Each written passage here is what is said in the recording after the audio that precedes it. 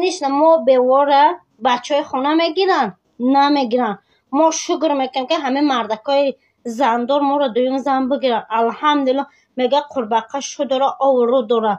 ما خیلی زن دویم هم شویم در زندگیشون لذت نمیکنیم. اپای خواهری و فکرم که کلانی سیند معلوم از استوریات تدارم دیدم کلانی ای بای خیلی گپا نزن میمری مردک زندار.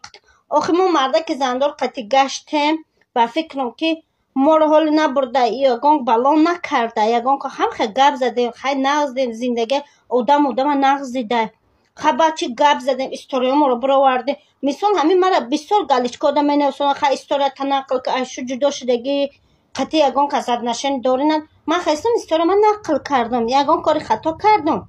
اپا جان همین مسلمانی ما رو حرمت کرده سیم. اپای خواهر من گفتستم که کدام دوزی رکلام می نویسونی من میگیرم کلان استوریت میکنم که بفهمی.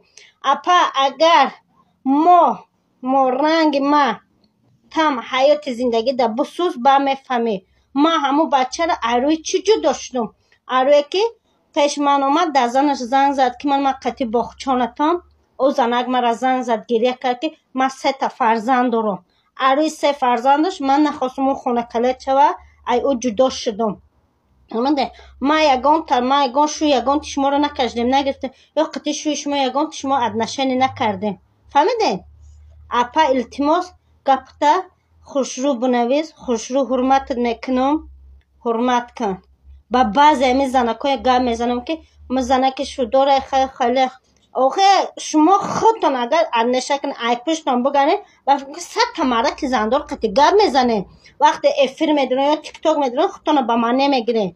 با منه باشی در تیک توک چیکار میکنی؟ زنک شودار باشی در تیک توک چیکار میکنی؟ ایزو نمیکشی. زنک شودار آدم با منه یا به قطیش که نمیگشتگی در تیک توک نمیگه همون لبای آدم که نغز میدونه مرده که نغز میدونه مرده قطعی تا نغز میبینه نمیخواه که رکلام شوی فهمیدی نمیخواه که گلی 100 دست بچه شوی. اگر همو دختر بمانه یا همو زنه که بمانه قطعی تا گبزه هوایم میگه که ای تیک توک بروی خیلی خالی که بمانه باشی در تیک توک رنگ من نمیگردی خطا بمانه میگیری رنگ دیگر رو بمانه مردم در تیک توک نمیگرده. اپا دوای شما نمیخیلی من دیگه استوریا کردن تون میگیرم.